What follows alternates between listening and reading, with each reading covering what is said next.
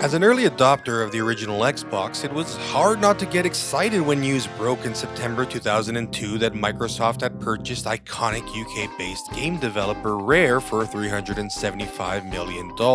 Rare's then recent history on the Nintendo 64 with GoldenEye 007 and Perfect Dark had me seeing visions of the Xbox as the premier place for console first-person shooters, joining Halo Combat Evolved developer Bungie in forming an impressive tandem under the Microsoft Game Studios umbrella. Since those early days of post-acquisition hope, the luster around Rare has faded, with the perhaps notable exception of the cult classic title Viva Pinata. Many once ardent fans of Rare have found justification in calling the studio a bit of a horror show. For this special Halloween episode of The Select, we've cleared the room of all its jump scares and returned to that first game that Rare released as a Microsoft-owned studio. 2003's Grabbed by the Ghoulies, a third-person action-adventure game set in a haunted house. Reviewers at the time found the game to be too simplistic and out of pace with Rare's history as a developer of innovative experiences. I had ignored the game upon release as the chorus of reviews first came in against it, but was Grabbed by the Ghoulies really all that monstrous? The blood drained from my face when recently playing Grabbed by the Ghoulies for the first time.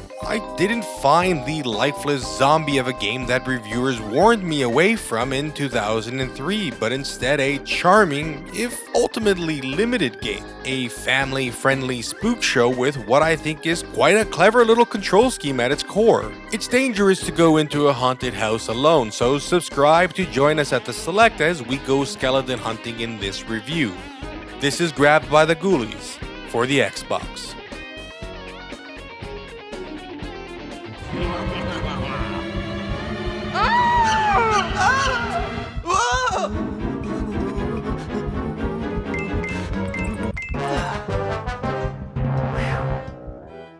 Like the apple sitting at the bottom of a trick-or-treat bag, you'll probably forget about the story that drives Grabbed by the Ghoulies.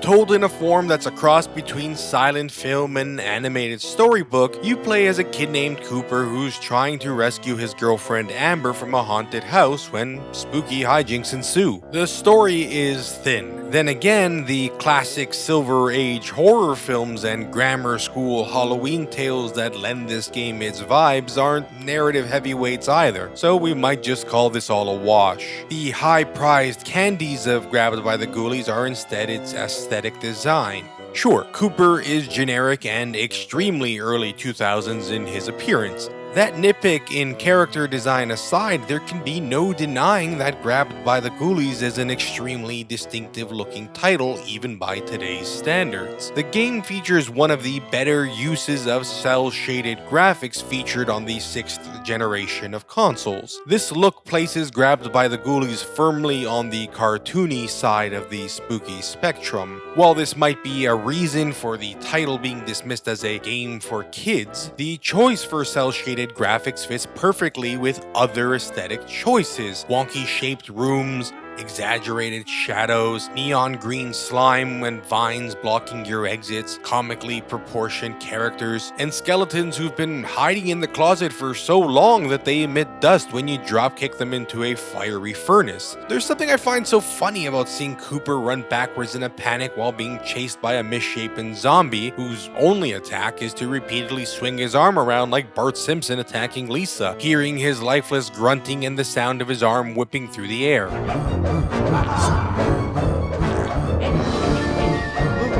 His arm just spins around and around like a Ferris wheel. That is until he hits you and his arm breaks clean off, and if you are fast enough, you can even use his missing limb as a weapon. I found the overall effect of these whimsical touches to be charming, and you will too, provided that, like me, you think that Monster Mash and Looking for Dracula are essential Halloween canon. Probably the best way to play Grabbed by the Ghoulies today is as part of the 2015 Rare Replay compilation for the Xbox One. The game had its code ported from its Xbox base of 480p with a more or less solid 30 frames per second to 1080p and 60 frames per second. It looks unquestionably stunning, as this brief clip from Digital Foundry demonstrates. I am really looking forward to getting some distance from Grabbed by the Ghoulies so that I can replay it when the spooky season rolls around again and I finally take the plunge and buy an Xbox Series X.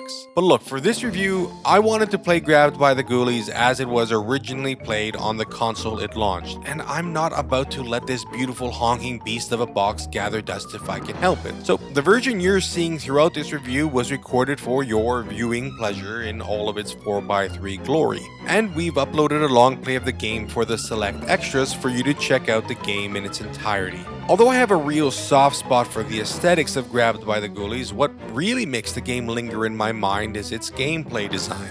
Now, let's get a few things out of the way. The first thing to say is that the gameplay loop of Grabbed by the Ghoulies is highly constrained in a couple of key ways. The game gestures towards a more open world design by allowing you to look at a map of the haunted house grounds for new destinations that Cooper will have to trek towards. In practice, your traversal across the Baron's estate is completely gated off, and there's never even the possibility of getting lost in one of the mansion's darkened corners. The in-game map, accessible via the pause menu, is a relic of an earlier concept for a version of the game where Cooper was imagined as being able to travel in less linear directions. I certainly would be interested to see what beta versions of the game that allowed Cooper to roam more liberally would have felt like. Gameplay opportunities would become available by a more open world. That being said, a tightly constrained path through the game makes a good deal of thematic sense given its spiritual indebtedness to real-world haunted house attractions, where spectators get ushered along a path from room to room to room before getting spat out at the end with hopefully all their wits intact. That's effectively what happens to you in Grabbed by the Ghoulies. You're sealed up in each room and have to overcome combat challenges in order to retract the spiky vines that restrict your progress. This could mean eliminating a certain number of enemies, alternating between which types of enemies you vanquish, or specific requirements like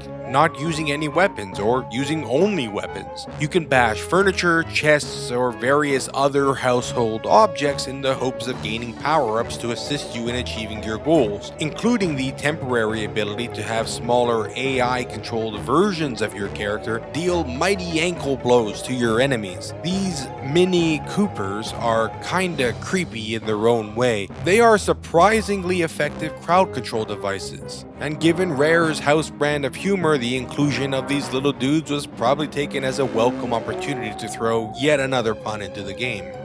I played Grabbed by the Ghoulies with the unwieldy Duke, a divisive controller well loved by a minority of Xbox fans, myself included in certain contexts, and derided as a medieval torture instrument by its detractors. And like the Duke and chocolate-covered raisins, the control scheme for Grabbed by the Ghoulies is one of the game's more polarizing features. All of your manipulation of Cooper's attacks are mapped onto the right thumbstick, including both what type of violence is unleashed by either a flick or hold of the analog stick, as well as the direction of attack. I am sympathetic to the perspective held by some that the game's combat lacks depth. No matter how well timed your stick movements might be, you can never extract more from Cooper than his repertoire of stock moves. There are so many buttons on this honking controller that are left unused during combat that I couldn't help but dream up of what functions could have been added by Rare. Given that the challenge of Grabbed by the Ghoulies becomes largely a matter of mastering crowd control as the game progresses, I would have sacrificed a ghoulie or two of my own for a block button.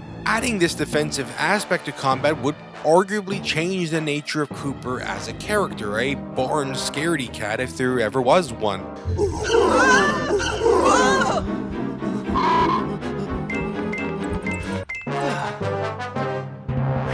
So I can see why these types of ideas might have been mooted and then scrapped by Rare. But it's all a bit of developer window dressing for me, since I found in my experience that controlling Cooper during combat was a cinch. I never tried to perform an action that I felt was thwarted by the control scheme. They were intuitive enough, and I welcomed the added complexity brought about by weapons like super soakers or a fire extinguisher, where a flick of the stick yields a blunt force bash and a hold unleashes a a ranged assault, each of which must be used effectively against enemies who are uniquely vulnerable to one form of attack or another. As someone who plays probably way too many 8 and 16-bit beat-em-ups, perhaps my expectations were just about at the right level for the combat in Grabbed by the Ghoulies to feel thoroughly satisfying.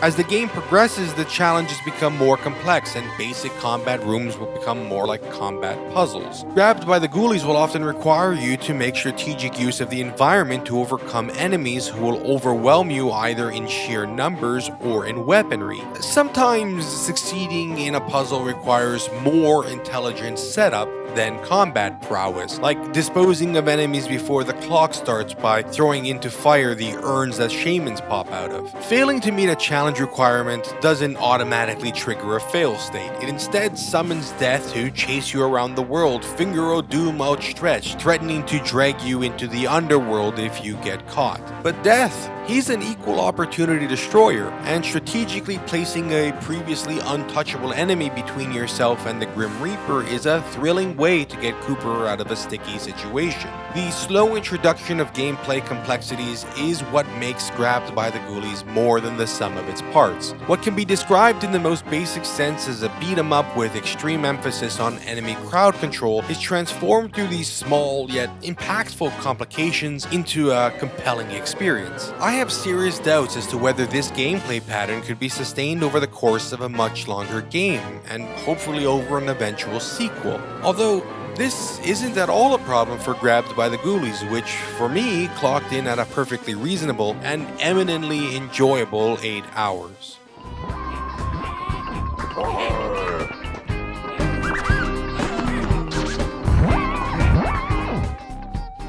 What are your memories of Microsoft's acquisition of Rare? Taking a long view of the developer's output since 2002, it's tempting to see joining Microsoft as a cursed event right from the start. And so, Grabbed by the Ghoulies, failing as it did to satisfy the critical expectations of its day, became unintentionally thematic of Rare's troubled and haunted development for Xbox consoles, a scary campfire story about Rare's fall from grace. Perhaps playing the game nearly 2 decades after its release, I don't necessarily feel the need to assess the game by questioning the value for money proposition that most reviewers of modern games seem hellbent on following. Looking at Grabbed by the Ghoulies with 20 years of gaming history on either side of its release, I prefer Rare's clever choice for combat controls to be seen as part of an ongoing evolution of game design mechanics. Sometimes it felt like the game was triggering latent muscle memories built up from mastering twin-stick shooters like Robotron 2084 or Smash TV. At other times, I couldn't shake the sense that Grabbed by the Ghoulies, for all its dated qualities, felt surprisingly modern.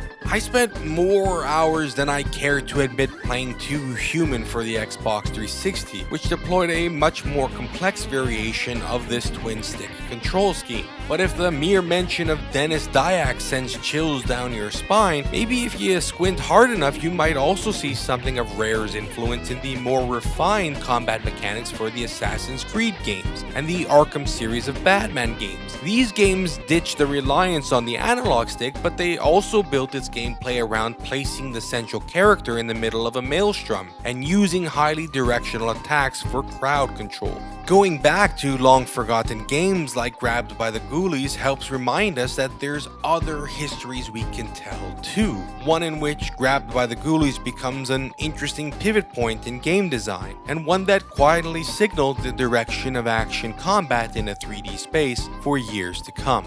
From everyone here at The Select, we hope you have a frightful Halloween. Thanks for watching. If you like our approach to games coverage at The Select, in that we love to talk about the afterlife of games thought to be dead and buried, we would appreciate your support by liking this video and subscribing to our channel. We create videos for The Select that are guided by our personal interests, and your support makes that possible.